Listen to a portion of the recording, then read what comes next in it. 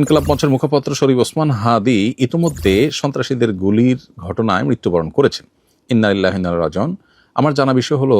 শরীফ ওসমান হাদির এই মৃত্যু কি শাহাদাতের মৃত্যু হিসেবে গণ্য হবে? প্রিয় দর্শক, কোনো মানুষের মধ্যে যদি আল্লাহর সন্তুষ্টি লাভের আশায় মানুষের কল্যাণ সাধনা, ইনসাফ প্রতিষ্ঠা করা, মুসলিম মিল্লাতের চেতনা ধারণ করা এবং মানুষের অধিকার আদায় করার মানসিকতা থাকে এবং সেটার জন্য তিনি যদি লড়ে যান, সংগ্রাম করে যান, এমত অবস্থা যদি তার এই চেতনার কারণে তিনি আক্রমণের শিকার হন এবং মারা যান, সন্দেহাতীতভাবে তিনি শাহাদাতের মর্যাদা লাভ করবেন ইনশাআল্লাহ তাআলা। ইমানদারের মধ্যে যদি আল্লাহর সন্তুষ্টি লাভের জন্য জীবন বাজি রাখার মানসিকতা থাকে এবং তার অসৎ কাজে বাধা প্রদান, অন্যায়ের বিরুদ্ধে তার প্রতিরোধ এবং ইনসাফ প্রতিষ্ঠার মানসিকতা লালন করার কারণে তিনি যদি আক্রমণের শিকার হন, তাহলে সেক্ষেত্রে তিনি অবশ্যই শাহাদাতের মর্যাদা লাভ করবেন। সেই জায়গা থেকে শরীফ ওসমান হাদিকে আল্লাহ তাআলা শাহাদাতের মর্যাদা দান করুন, আমরা সেই দোয়া করি। আর এমনিতেই নবী সাল্লাল্লাহু আলাইহি ওয়াসাল্লাম বলেছেন, মান কুতিলা দুনা দামিহি ফাহুয়া শাহীদ। যে ব্যক্তি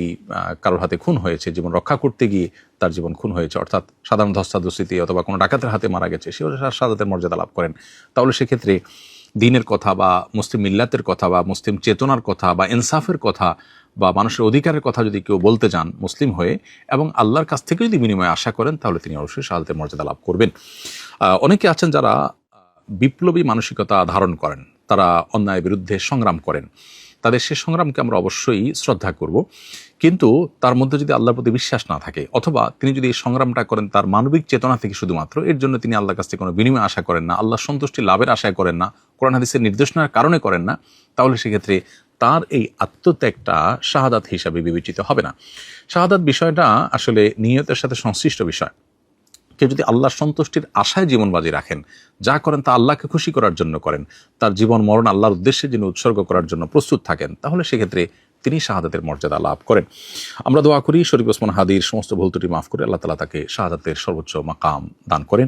এবং তার সুখ সন্তপ্ত পরিবারকে সান্ত্বনা সইবার শক্তি নসিব করেন এবং সেই সাথে এখান থেকে অনুপ্রাণিত হয়ে আমাদেরকে আল্লাহর সন্তুষ্টির লাভের আশায় জীবন বাজি রাখার মানসিকতা আমাদেরকে ধারণ করার তৌফিক দান করুন। বস্তুবাদের এই পৃথিবীতে আমরা বেশিরভাগ মানুষ দুনিয়ার মোহে এতটা মোহাবিষ্ট হয়ে গেছি যে আমরা প্রত্যেকটা মানুষ শুধু বাঁচার জন্য সংগ্রাম করি এবং মরতেই যখন হবে তখন আল্লাহর রাহে আমি জীবন বাজি রেখে যেন মরতে পারি, আমি যেন অন্যায়ের বিরুদ্ধে কথা বলতে গিয়ে যেন আমার মৃত্যু হয়, আমার মৃত্যুটা যেন শাহাদাতের মৃত্যু হয়, আল্লাহর সন্তুষ্টি লাভের আশায় যেন আমি জীবন বাজি রাখতে পারি, সেই চিন্তা, সেই চেতনা আমাদের প্রত্যেকটা মানুষের মধ্যে থাকা দরকার, এজ এ ইমানদার আমাদের মধ্যে থাকা দরকার। আল্লাহ রাব্বুল আলামিন শরীফ ওসমান হাদির ভালো গুণগুলো দিয়ে আমাদের তরুণ সমাজকে ভরে দিন এবং সেই তরুণ সমাজকে অন্যায়ের বিরুদ্ধে ইনসাফ প্রতিষ্ঠার জন্য, ন্যায় নিষ্ঠ হওয়ার জন্য এবং মুসলিম মিল্লাতের কল্যাণ সাধন করবার জন্য এবং আল্লাহর সন্তুষ্টির উদ্দেশ্যে মানবতার কল্যাণ সাধন করবার জন্য সবাইকে দুনিয়ার লোভ মোহের ঊর্ধ্বে উঠে আল্লাহর উদ্দেশ্যে নিজের জীবনকে উৎসর্গ করার এবং নজরানা পেশ করার তৌফিক আমাদেরকে দান করুন।